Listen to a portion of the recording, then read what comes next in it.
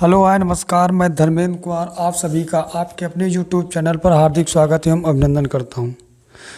तो बच्चों class tenth के अंतर्गत विद्युत चैप्टर के अंतर्गत आज हम लोग पढ़ेंगे क्या विद्युत आवेश, यानी जो आपका क्लास 10th में आपका चैप्टर है कौन सा, विद्युत यानी इलेक्ट्रिसिटी है। उसी के अंतर्गत आज हम लोग स्टार्ट करने वाले हैं इस चैप्टर को और हम लोग जानेंगे क्या कि विद्युत आवेश क्या होता है और ये विद्युत जो होती है ये क्या होती है, इसके बारे में हम लोग जानने वाले हैं।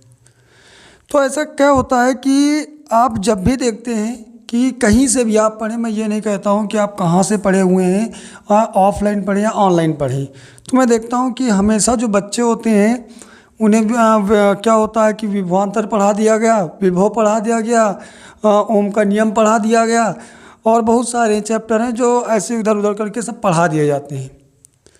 लेकिन अगर क्या किया जाए कि बच्चे से ये डिफिनेशन पूछ ली जाए कि विद्युत होती क्या है, तो बच्चा वहीं पे खड़ा हो जाता है और वो ये नहीं बता पाता है कि वास्तव में विद्युत होती क्या है। और जो विद्युत होती है वह एक स्थान से दूसरे स्थान पर गमन कैसे करती है।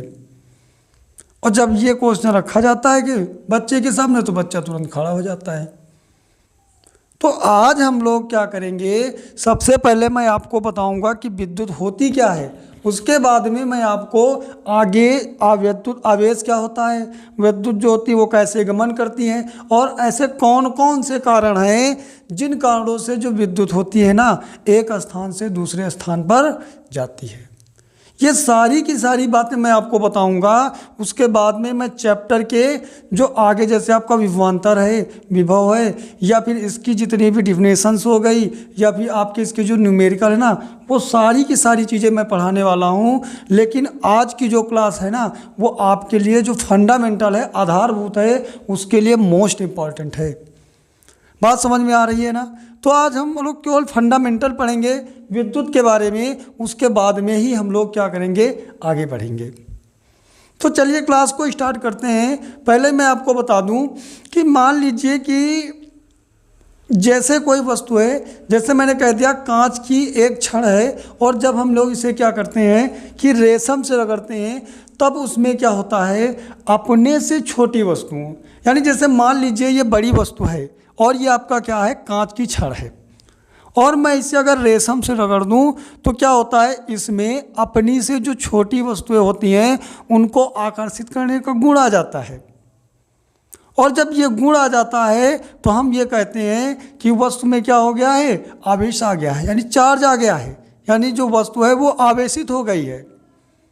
बात समझ रहे हैं ना। इसी प्रकार से क्या होता है, जब हम एबोनाइट की छड़ को बिल्ली की खाल से रगड़ते हैं तो एबोनाइट की छड़ पर अपने से छोटी वस्तुओं को आकर्षित करने का गुण आ जाता है। और जब उनमें क्या होता है, अपने से छोटी वस्तुओं को आकर्षित करने का जो ये गुण आ जाता है ना, इसी गुण को ही हम लोग कहते हैं क्या, विद्युत कहते हैं। यानी इस प्रकार से अगर हम बात करें तो हम सीधे क्या कह सकते हैं, जब किसी वस्तु में अपने से छोटी या बराबर की वस्तुओं को अपनी ओर आकर्षित करने या अपने से प्रतिकर्षित करने का जो गुण आ जाता है, इसी गुण को हम लोग कहते हैं क्या, आवेश या फिर विद्युत कहते हैं। यानी वस्तु क्या हो गई, आवेशित हो गई, यानी चार्ज हो गई। और जो ये प्रक्रिया होती है चार्ज होने की, इसी को हम लोग कहते हैं विद्युत। क्या आप ये समझ पाए? अच्छा चलिए मैं आपको डिफिनेशन के माध्यम से समझाता हूँ, और जो मैंने लिख के रखा है ना पीछे, ये सब यही चीज़ें हैं। मैं आपको अभी दिखाता हूँ, देखो क्या लिखा हुआ है।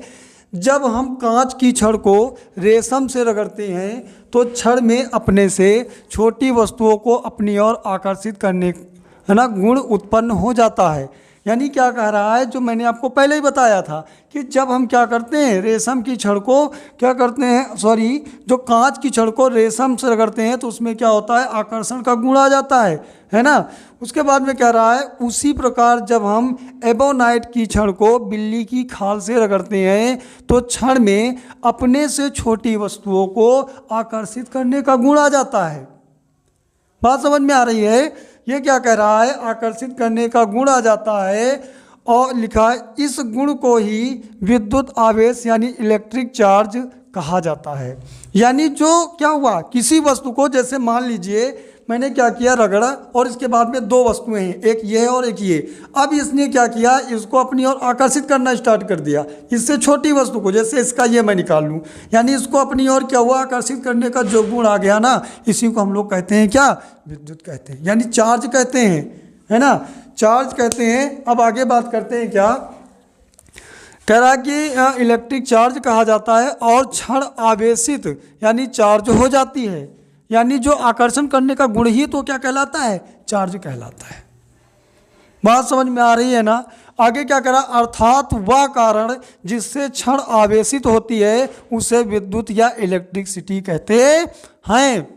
यानी वह कारण जिस कारण से उस वस्तु में क्या हुआ, आवेशित करने का गुण जो आ गया है ना, किसी वस्तु को अपनी ओर खींचने का जो गुण आ गया है ना, जिस कारण से, उसी कारण को ही हम लोग कहते हैं क्या, विद्युत कहते हैं।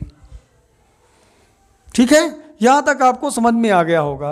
अच्छा, ये उसके बाद में आपको यहाँ पे क्या लिखा हुआ है, आवेश यानी चार्ज। चार्ज क्या होता है, देखो क्या कह रहा है कि जब मान लीजिए कि मैंने आपको दो चीज़ें बताई थी। एक मैंने आपको क्या बताया था कि जब क्या करते हैं, कांच की छड़ को किससे, रेशम से रगड़ते हैं, और दूसरा मैंने आपको बताया था जो एबोनाइट की छड़ होती है उसे बिल्ली की खाल से रगड़ते हैं।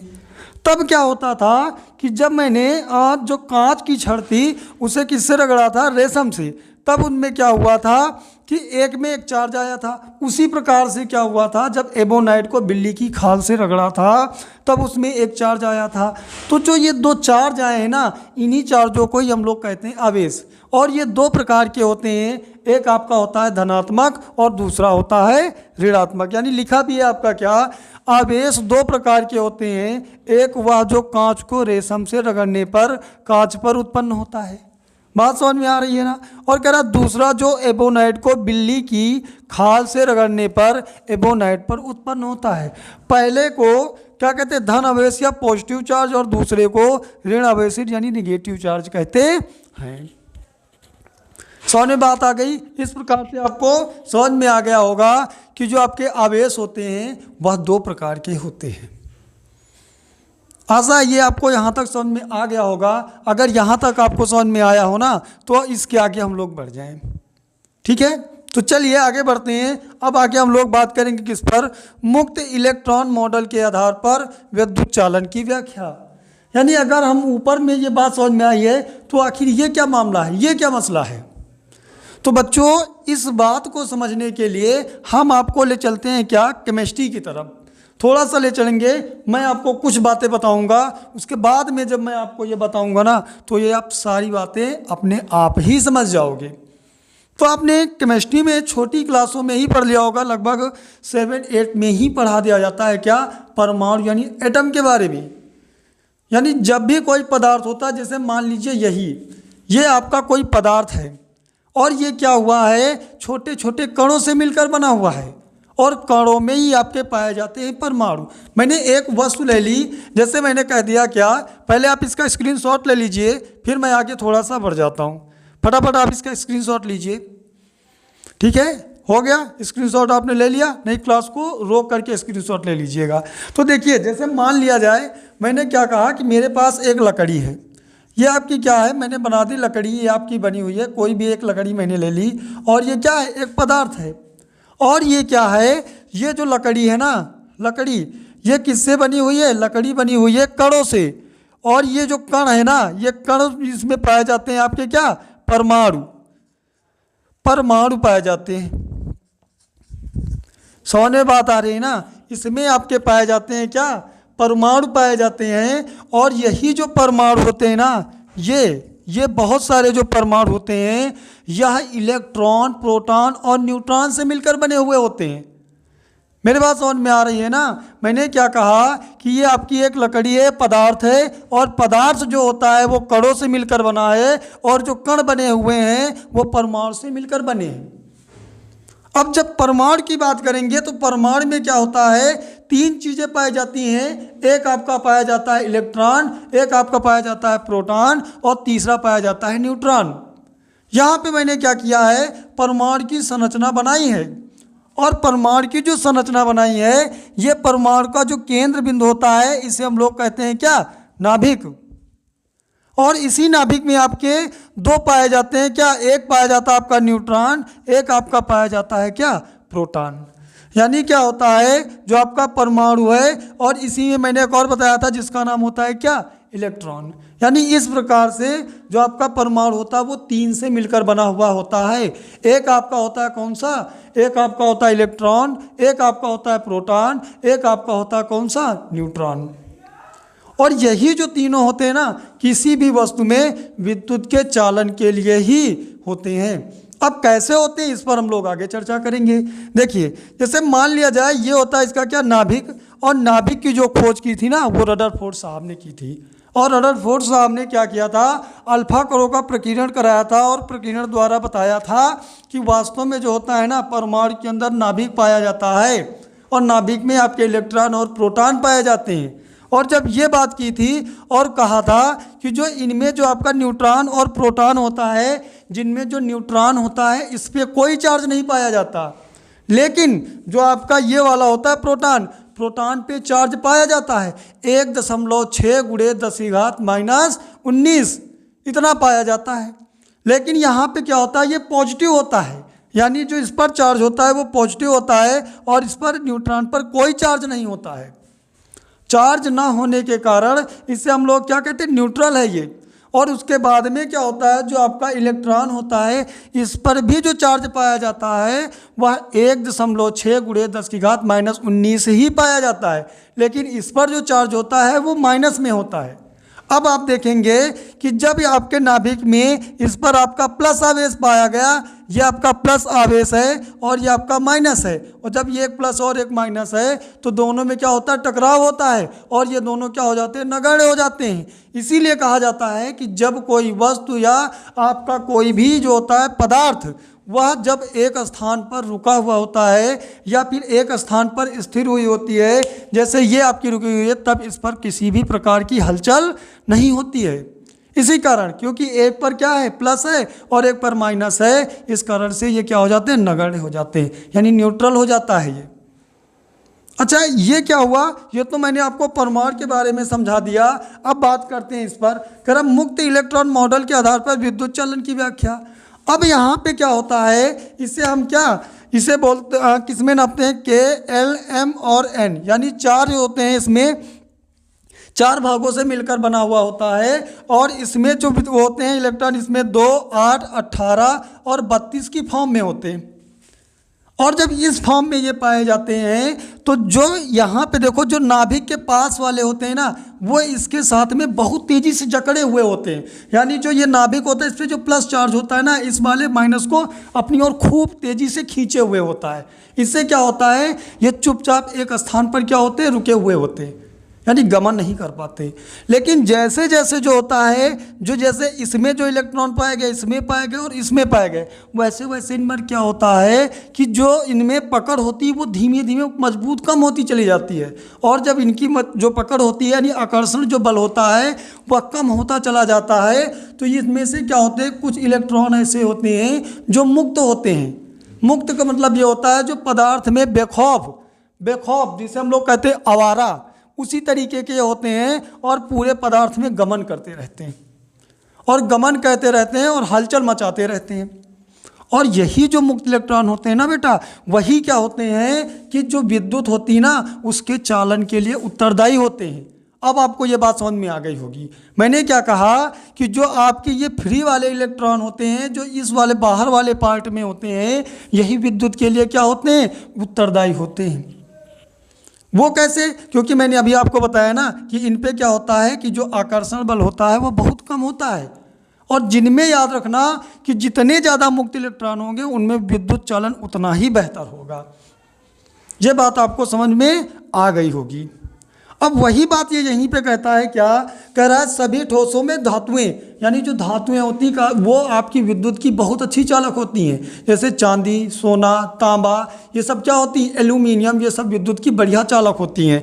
तो क्या कह रहा है, ठोसों में सभी धातुएं विद्युत की क्या होती है, चालक, यानी गुड कंडक्टर्स होती हैं। इनमें विद्युत चालन को इलेक्ट्रॉन सिद्धांत द्वारा समझाया जा सकता है। बिल्कुल भाई, जो आपकी क्या होती हैं, इलेक्ट्रॉन जो होता है उसके सिद्धांत द्वारा समझाया जा सकता है। जैसे मैंने आपको अभी बताया कि जो मुक्त इलेक्ट्रॉन होते हैं वही उत्तरदायी होते हैं। तो इनमें क्या होता है, जो मुक्त इलेक्ट्रॉन है यही क्या करते हैं, विद्युत को एक स्थान से दूसरे स्थान पर ले जाते हैं। समझ में आ गई बात। फिर आगे क्या कह रहा है कि किसी पदार्थ के परमाणु में है ना, जो इलेक्ट्रॉन नाभिक के पास होते हैं उनमें विद्युत चालन कम, यानी जो यहाँ पे हैं, जो ये वाले होते हैं, इनमें क्या होता है, विद्युत चालन बहुत कम होता है। क्योंकि मैंने बताया था कि इनमें जो आकर्षण बल होता है वो बहुत प्रबल होता है, इस कारण में इनमें कोई चालन नहीं होता है। अब आगे बढ़ते हैं, फिर क्या कह रहा है, उनमें विद्युत चालन नहीं होता है, गमन करती, और यही है ना, यही मुक्त इलेक्ट्रॉन या चालक है ना, इलेक्ट्रॉन कंडक्टर, ये क्या लिखा, कहाँ, कंडक्शन है ना, इलेक्ट्रॉन्स कहलाते हैं। यानी जो इसके बाहर कहाँ पे थे, हाँ चालन, लेकिन जो दूसरे होते हैं ना पूरे पदार्थ में मुक्त गमन करते हैं। यानी यही जो बाहर होते हैं ना, ये वाले, ये यहाँ पे, सॉरी हम यहाँ पर थे ना, यहाँ पर थे है ना, तो यहाँ पर क्या करते हैं, पूरे में गमन करते रहते हैं। अब जब ये गमन करते रहते हैं और यही जो गमन वाले होते हैं है ना, यही क्या करते हैं, चालक इलेक्ट्रॉन कहलाते हैं। यानी जो ये बाहर वाले रह गए थे ना, यही आपके कहलाते हैं क्या, विद्युत चालन वाले इलेक्ट्रॉन कहलाते हैं। ये देखो यहाँ पे वही बात लिखी गई है। अब आगे क्या कह रहा है, कह रहा जिस पदार्थ में जितने ज़्यादा मुक्त इलेक्ट्रॉन होते हैं वह उतनी अच्छी विद्युत की चालक होती है। मैंने अभी कहा था ना कि जिसमें जितने ज़्यादा मुक्त इलेक्ट्रॉन होंगे वह विद्युत की उतनी ही अच्छी चालक होगी। समझ में आ गया बेटा। अब आगे बढ़ जाते हैं, कह रहा है लेकिन गैस तथा द्रव में चालन आयनों द्वारा होता है ना। फिर क्या कह रहा, अर्थात जो इलेक्ट्रॉन ग्रहण करता है वह ऋण आवेश और जो त्याग करता है उसे धन आवेश कहा जाता है। यानी कहने का मतलब ये हुआ कि जिस प्रकार ठोसों में विद्युत जो चालन होता है उस तरीके से द्रव और गैस में नहीं होता है, उनमें किस में होता है, आयनों द्वारा। जैसे मैं एक बात कर लूँ क्या कि मैं स्क्रीनशॉट ले लीजिए, अगर आपने नहीं लिया तो मैं थोड़ा सा इसे इरेज करने वाला हूँ थोड़ा सा, है ना, तो फटाफट आप ले लीजिए। ले लिया होगा, आशा है आपने इसे तुरंत ले लिया होगा स्क्रीनशॉट। चलिए आगे बढ़ जाते हैं। चलिए तो आगे देखते हैं। जैसे मैंने कह दिया क्या कि कैसे होता है, जैसे एक यहाँ पे है और एक यहाँ पे, दो हैं, एक वस्तु है, तो इनमें कैसे होता है, या द्रव, मैं मान लेता हूँ द्रव या फिर गैस में है, तो इनमें एक में पॉजिटिव और एक में निगेटिव। इसका मतलब ये हो गया कि क्या होगा कि इनमें जो क्या करता है कि जो इलेक्ट्रॉन को त्याग करता है, इलेक्ट्रॉन को त्याग करके धन आयन बनाता है। यानी अगर इसने इलेक्ट्रॉन को क्या किया, त्यागा है, तो यहाँ पे क्या हो जाएगा, पॉजिटिव, और अगर इसने इलेक्ट्रॉन को ग्रहण किया है तो इस पर क्या हो जाएगा, निगेटिव हो जाएगा। और इसी के आधार पे ये कह सकते हैं कि इसमें से जो निगेटिव हैं इसमें आ रहे हैं और इसमें से जो पॉजिटिव हैं इस वाले में जा रहे हैं। और इस आधार पे हम कह सकते हैं कि जो आपके द्रव होते हैं या गैस होती है उनमें क्या होता है कि विद्युत का चालन होता है, आयनों के द्वारा होता है। ये भी आपको समझ में आ गया। और इस आधार पे हम क्या करते हैं कि जो हमारे पास चालक होते हैं उनको तीन प्रकार में हम बांट लेते हैं। यानी क्या, एक होते हैं चालक, एक होते हैं अचालक और एक होते कौन से, अर्धचालक। यानी ये तीन प्रकार के होते हैं। बात समझ में आ रही है ना। यानी आवेश जो होते हैं वो तीन प्रकार के होते हैं। जो चालक पदार्थ होते हैं वह कितने प्रकार के होते हैं, वैसे कहा जाता है दो, लेकिन मैं आपको तीन पढ़ा देता हूँ। यानी जो आपके पास अगर बात की जाए तो आपके पास जो चालक होते हैं वो कितने होते हैं, है ना। अगर हम लोग बात करें इनका आवेश प्रवाह की दृष्टि से ना, अगर हम बात करें आवेश प्रवाह की दृष्टि से, आवेश प्रवाह की दृष्टि से अगर बात की जाए तो कितने प्रकार के, दो प्रकार के बताता है, लेकिन होते हैं वास्तव में तीन प्रकार के। तीन प्रकार मतलब होते कैसे, अगर बात की जाए तो मैं इनको तीन भागों में बांट देता हूँ फटाफट। थोड़ा सा मैं देख रहा हूँ कि थोड़ा सा डल आ रहा है, तो हम क्या करते हैं, ब्लैक का प्रयोग करते हैं। तो यहाँ पे बात करें, एक होते आपके कौन से, चालक होते हैं, और एक कौन से होते हैं, अचालक होते हैं। और जो तीसरे टाइप के होते हैं उनको हम लोग कहते हैं कौन से, अर्धचालक कहते हैं, अर्धचालक। टोटल मिला के कितने प्रकार के हो गए, 3 प्रकार के। इनको हम लोग कहते हैं गुड कंडक्टर, इनको कहते हैं कौन से, बैड, और इनको कौन से कहते हैं, अर्ध यानी सेमी कंडक्टर बोलते हैं। अच्छा, ये होते क्या हैं, यानी कह सकते हैं क्या, अगर मैं यहाँ पे सीधे तीनों की परिभाषा लिख दूँ तो वो क्या बनेगी, यानी क्या हो जाएगी, ऐसे पदार्थ, ऐसे पदार्थ, ऐसे पदार्थ जिनमें, ऐसे पदार्थ जिनमें विद्युत चालन या वैद्युत चालन, वैद्युत चालन आसानी से होता है, आसानी से होता है, या कह सकते हैं क्या, अच्छा होता है, अच्छा होता है, होता है, उन्हें चालक कहते हैं, चालक कहते हैं। ठीक है, जैसे मैं आपको लिख देता हूँ कौन कौन से हो जाएंगे, मैं 2-3 के नाम लिख देता हूँ।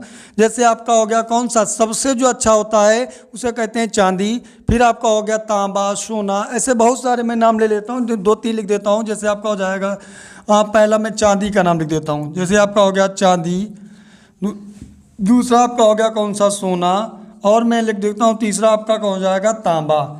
ऐसी बहुत सारी होती हैं, मैं इतने लिख देता हूँ, आदि। और यहाँ पे देखेंगे जो अचालक होते हैं, बैड कंडक्टर होते हैं, इनमें आपके कौन कौन से आते हैं, यानी ऐसे, ऐसे पदार्थ जिनमें वैद्युत चालन, वैद्युत चालन नहीं होता है, नहीं होता मतलब बिल्कुल भी नहीं होता है, चालन नहीं होता है। ठीक है, जैसे आपके हो जाए कौन सी, सूखी लकड़ी, सूखी लकड़ी, सूखी लकड़ी, ये आपका हो जाएगा। ठीक है, सूखी लकड़ी, आप गीली लकड़ी नहीं कह सकते हो, क्योंकि आप देख रहे होंगे कि कभी आपने अनुभव क्या होगा कि पेड़ों में आपकी क्या होती है, करंट उतर आती है, तो आप ध्यान दीजिएगा, आप गीली लकड़ी नहीं ले सकते। जैसे आपका हो जाएगा कागज, कागज हो जाएगा, आदि, ये आपके क्या होते हैं, जिनमें आपका विद्युत चालन नहीं होता है। अच्छा, इसमें मैं और बढ़ा देता हूँ, जैसे इसमें आपकी हो जाए कौन सी, पृथ्वी आपकी हो गई, पृथ्वी भी आपकी क्या होती है, मनुष्य का शरीर हो गया, ये सब क्या होते हैं, विद्युत के चालक होते हैं, मनुष्य का शरीर, ये आपके हो जाएंगे। अब यहाँ पे बात कर लेते हैं, ये क्या है, देखो क्या होता है कि जो आपके अचालक होते हैं, जो इसमें आते हैं, अगर इसमें क्या हो जाए, कुछ अपद्रव्य मिला दिए जाएं तो उनमें क्या होता है, विद्युत चालन होने लगता है। तो ऐसे जो होते हैं उनको हम लोग कहते हैं अर्धचालक। यानी यहाँ पे हम लोग लिखेंगे क्या, ऐसे अचालक, ऐसे अचालक, ऐसे अचालक जिनमें, ऐसे अचालक जिनमें कुछ अपद्रव्य मिला देने पर, कुछ अपद्रव्य मिला देने पर, अपद्रव्य मिला देने पर, मिला देने पर वैद्युत चालन होने लगता है, वैद्युत चालन होने लगता है, वैद्युत चालन होने लगता है, होने लगता है, उन्हें अर्धचालक कहते हैं, अर्धचालक कहते हैं। जैसे आपका हो जाएगा कौन सा, जर्मेनियम, जर्मेनियम हो गया, आदि आप लिख सकते हो। ठीक है, नहीं होते तो बहुत सारे, लेकिन मैंने आपका जर्मेनियम लिख दिया है। जर्मेनियम, सिलिकॉन भी इसी में आता है ना, जर्मेनियम हो गया, सिलिकॉन, बहुत सारे हैं, मैं एक और लिख देता हूँ, जैसे आपका जर्मेनियम, सिलिकॉन, बस ज़्यादा नहीं पूछता, सिलिकॉन, इतना आपको याद रखना है बस।